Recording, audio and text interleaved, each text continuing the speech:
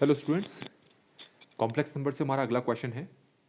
If mod of omega equal to 2, omega एक complex number है यहाँ पर, then the set of points z equal to omega minus 1/ओमेगा is contained in और equal to the set of point z satisfying. ये हमारे पास यहाँ पर चार ऑप्शंस दे रखे हैं, तो हमें इन चारों ऑप्शंस में से करेक्ट ऑप्शन सेलेक्ट करना है। सबसे पहले आपको मॉड ऑफ ओमेगा कितना दे रखा है, ये 2 दे रखा है।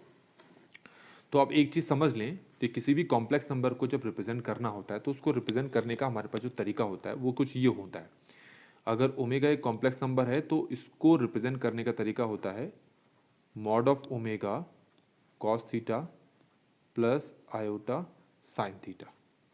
ठीक है, तो ये हमारे पास पोलर रिप्रेजेंटेशन होती है। इसको हम इस तरीके से भी लिख सकते हैं, omega equal to mod of omega e iota theta. इसमें थीटा आपका आर्गुमेंट होता है, ठीक है, एम्पलीट्यूड भी कहते हैं जिसको। तो हमें क्वेश्चन में जो मॉड ऑफ ओमेगा है ये 2 दे रखा है, ठीक है। तो इसकी वैल्यू यहाँ पर 2 पुट करते हैं तो ओमेगा इक्वल हो जाएगा 2 cos theta plus iota 2 sine theta. ठीक है, 2 अंदर नहीं भी मल्टीप्लाई करो तो भी चलेगा। तो दूसरा जो कॉम्प्लेक्स नंबर है हमारे पास जो दे रखा है z equal to omega minus 1/ओमेगा, इसमें ओमेगा की वैल्यू पुट करके हम सॉल्व करके देखते हैं कि z की वैल्यू हमारे पास क्या आती है, z कैसा एक्सप्रेशन हमारे पास आता है। तो z इक्वल आएगा हमारे पास 2 cos theta plus iota 2 sine theta minus 1/2 cos theta plus iota sine theta. ठीक है, अब हम यहाँ पर रेशनलाइज करते हैं इसको। तो ये हो जाएगा z equal to 2 cos theta plus iota 2 sine theta minus 1/2। ये हो जाएगा, अगर रेशनलाइज करेंगे तो ये ऊपर हो जाएगा cos theta minus iota sine theta, और नीचे हो जाएगा cos square theta plus sine square theta. अब ये वैल्यू तो आपको पता है कितनी होती है, 1। तो हमारे पास क्या चीज़ बच जाएगी, z equal to 2 cos theta plus iota 2 sine theta minus 1/2 cos theta plus iota 1/2 sine theta. ठीक है, ये तो 1 हो गया है और 1/2 को मैंने इन दोनों से मल्टीप्लाई कर लिया है। तो हमारे पास क्या एक्सप्रेशन बचा वो मैंने यहाँ पर लिख दिया है।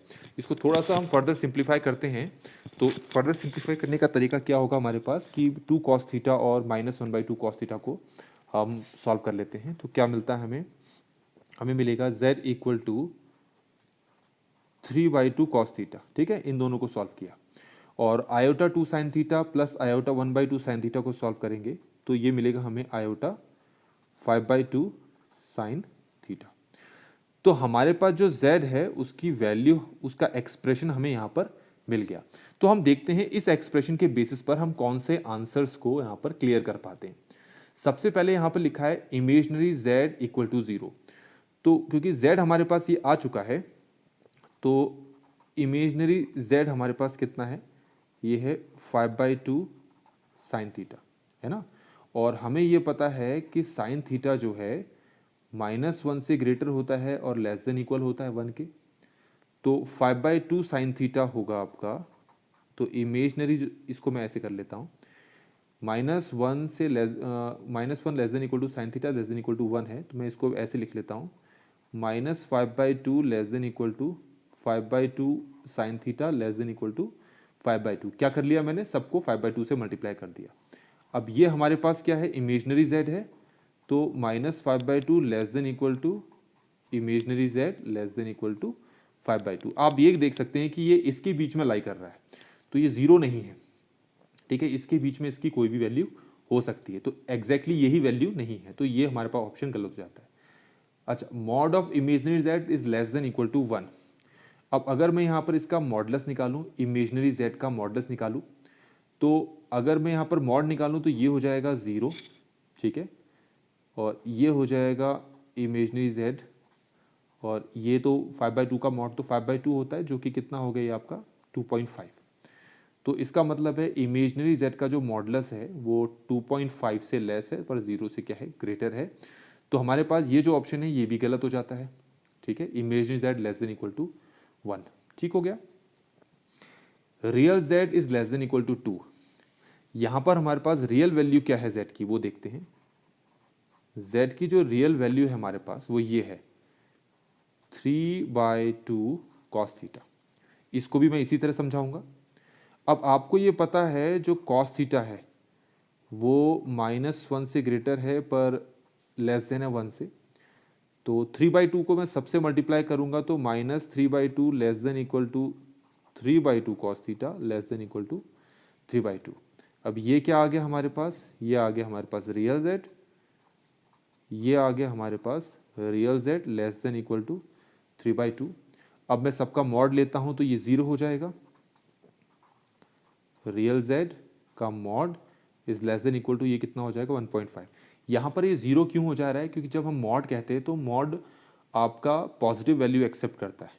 तो आपको पता है -3/2 से 3/2 के बीच में जो पॉजिटिव वैल्यू स्टार्ट होती है वो 0 से होती है, तो 0 से 1.5 तक ये चलेगा। तो मॉड ऑफ रियल जेड है लेस देन इक्वल टू 1.5 और यहाँ पर कितना का है लेस देन इक्वल टू 2, मतलब 2 को भी एक्सेप्ट कर रहा है जो कि फॉल्स है। तो ऑब्वियसली हमारे पास 3 ऑप्शन गलत हो गए, तो हमारे पास ये ऑप्शन यहाँ पर सही हो सकता है।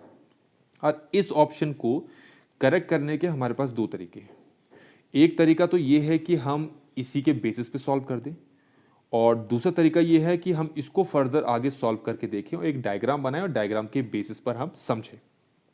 तो हम दोनों चीज़ को देखेंगे। तो पहले मैं इसी के बेसिस पे आपको ये समझा देता हूं कि क्या हमारे पास ये चौथा ऑप्शन यहाँ पर ट्रू बैठता है।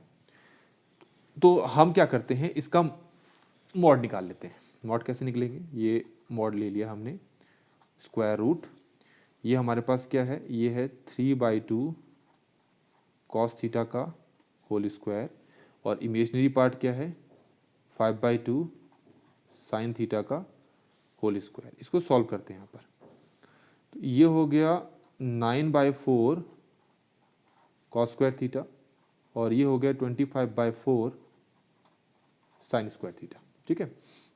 अच्छा, इसको मैं आगे ऐसे सॉल्व कर लेता हूँ, 9/4 कॉस स्क्वायर थीटा, मैं इसमें से 9/4 साइन स्क्वायर थीटा अलग कर लिया और 16/4 साइन स्क्वायर थीटा अलग कर लिया। मैंने इसको डिवाइड कर दिया इन दो हिस्सों में। अब मैं क्या करूंगा, इन दोनों में से 9/4 को मैं कॉमन निकाल लेता हूं, तो अंदर बचेगा cos square theta plus sine square theta जो कि होता है 1। तो मुझे इससे ओवरऑल जो आंसर मिलने वाला है वो मिलेगा मुझे 9/4 प्लस बचा क्या आपका 16/4 साइन स्क्वायर थीटा, ठीक हो गया। तो हमारे पास मॉड जेड की वैल्यू ये आई। अब आपको पता है कि आपको मॉड जेड की यहाँ पर मैक्सिमम वैल्यू दिखानी है, ये मैक्सिमम वैल्यू का है। तो अगर मॉड जेड की मैक्सिमम वैल्यू दिखानी है तो इसमें आपको पता है ये हमारे पास साइन थीटा है, तो अगर मैं साइन थीटा की मैक्सिमम वैल्यू पुट कर दूंगा तो मुझे मॉड जेड की मैक्सिमम वैल्यू मिल जाएगी। तो मैं लिखूंगा mod z is less than equal to, less than ही लगाना पड़ता है मैक्सिमम के लिए, मिनिमम के लिए ग्रेटर देन इक्वल टू। तो उसके लिए मुझे इसकी जगह 1 रखना पड़ेगा, 9/4 प्लस 16/4। अगर मैं इसको सॉल्व करता हूँ ना, 9 प्लस 16 होता है 25, तो 25/4 हो जाता है मेरा 5/2, और 5/2 होता है 2.5। तो मतलब मुझे मिलता है कि मॉड जेड मेरा लेस देन इक्वल टू 2.5 या उससे ग्रेटर है। तो यहाँ पर तो ये कह रहा है कि मॉड जेड हमारा लेस देन इक्वल टू 3 है। देखा जाए तो बाकी कोई ऑप्शन हमारे पास मैच नहीं कर रहा, शायद ये ऑप्शन हमारे पास थोड़ा बहुत यहाँ मैच कर रहा है क्योंकि ये इसके अंडर में आ जा रहा है, तो हमारे पास ये ऑप्शन यहाँ पर ट्रू बैठता है। अच्छा, ये तो मैंने आपको इसी को सॉल्व करके, जो हमारे पास कॉम्प्लेक्स नंबर आया इसी को सॉल्व करके प्रूफ करके दिखा दिया। लेकिन क्या हो कि अगर मैं इसके लिए एक आर्गन प्लेन पे अगर इसको रिप्रेजेंट करूं और उसके बेसिस पर अपने आंसर्स को ढूंढने की मैं कोशिश करूं, तो देखूं मुझे आंसर क्या मिलते हैं, है ना। चलिए देखते हैं। तो ये रहा कॉम्प्लेक्स नंबर ना, मैं इसमें z को मान लेता हूं x प्लस आयोटा y, और इसके साथ है 3/2 cos theta plus iota 5/2 sine theta, ठीक है। रियल और इमेजनरी पार्ट्स को इक्वेट कर लेते हैं। x 3/2 कॉस थीटा के बराबर हो जाएगा, और मैं इसको ऐसे लिखूंगा x equal to 3/2 cos theta, यहाँ से कॉस थीटा की वैल्यू निकलेगी 2x/3। ऐसे ही इमेजनरी पार्ट जो y है इक्वल हो जाएगा 5/2 साइन थीटा के, और यहाँ से साइन थीटा की वैल्यू निकल जाएगी 2y/5। अब स्क्वायरिंग एंड एडिंग कर लेता हूँ, तो ये हो जाएगा cos square theta plus sine square theta equal to, इसको सॉल्व करें तो ये हो जाएगा 4x²/9, और ये हो जाएगा 4y²/25। ये यहाँ पर हो गया 1, और इसको मैं लिख लेता हूँ x²/9/4, और इसको लिख लेता हूँ मैं y²/25/4। तो आपको समझ में आ रहा होगा कि ये जो हमारे पास बनकर आया है ये एक इलिप्स है। तो इस इलिप्स का जो a है वो कितना होगा, यहाँ पर a² आपके पास है कितना 9/4 ना, 9/4 है, तो a हो जाएगा हमारे पास 3/2, ठीक हो गया। b² हमारे पास है 25/4, तो b हो जाएगा 5/2। तो ऑब्वियसली हमारे पास जो y एक्सिस है वो मेजर एक्सिस हो गया। तो अगर हम अब इसके बेसिस पर इस इलिप्स को यहाँ पर अगर हम प्लॉट करते हैं तो ये कुछ ऐसे आएगा, हो गया। ये x एक्सिस है, ये y एक्सिस है। तो अगर ये आर्गन प्लेन है तो ये रियल एक्सिस हो गया, ये इमेजनरी एक्सिस हो गया।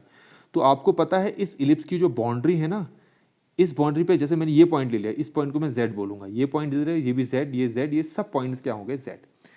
तो मैक्सिमम वैल्यू ऑफ, अब इसमें अगर मैं बाकी सभी ऑप्शंस को देखूं तो देखो इसमें लिखा है इमेजनरी z इक्वल टू 0। अब आप यहां देख सकते हैं कि सिर्फ यही 2 पॉइंट्स है जहां पर इमेजनरी z 0 हो सकता है, और रेस्ट ऑफ द पॉइंट्स में आपका इमेजनरी z कहीं पर भी 0 नहीं हो सकता, इसीलिए हमारे पास ये ऑप्शन फॉल्स था। Imaginary z less than equal to 1, ये जो एक्सिस है इसको इमेजनरी z बोलते हैं। हमारे पास ये जो डिस्टेंस है आप देख सकते हैं, ये डिस्टेंस हमारे पास है 2.5 है ना, तो इमेजनरी z कह रहा है 1 या 1 से छोटा है, जो कि फॉल्स है, 1 से बड़ा भी है। Real z less than equal to 2, देखो ये जो एक्सिस है इसको रियल बोलते हैं, तो रियल वैल्यू ऑफ z जो है वो 2 है, तो ये आपका देखो कितनी है रियल वैल्यू ऑफ, ये कितना हमारे पास आ रहा है a 3/2, ये 1.5 है। तो इसमें इन्होंने कहा है 2 भी है, तो 2 तो है ही नहीं ना, 1.5 या उससे छोटा है, ठीक हो गया। मॉड का है ना, इसलिए हम ये डिस्टेंस देखेंगे, यहाँ पर ही मॉड का है इसलिए हम ये डिस्टेंस देखेंगे। मॉड ऑफ z, अब ये सब पॉइंट्स क्या हैं, z है, ठीक है। यहाँ से ये डिस्टेंस भी मॉड z हो गया, ये डिस्टेंस भी मॉड z हो गया, ये डिस्टेंस भी मॉड z, ये डिस्टेंस भी मॉड z। तो सबसे बड़ा मॉड z कहाँ मिलेगा तुम्हें, ऑब्वियसली यहाँ से ये डिस्टेंस तो मिलेगा आपको, ये कितना है 2.5, और यहाँ पर कह रहा है 3 या 3 से छोटा है, तो ये वाला जो ऑप्शन है वो ट्रू बैठ रहा है, इसीलिए यही हमारा करेक्ट ऑप्शन यहाँ पर माना जाएगा।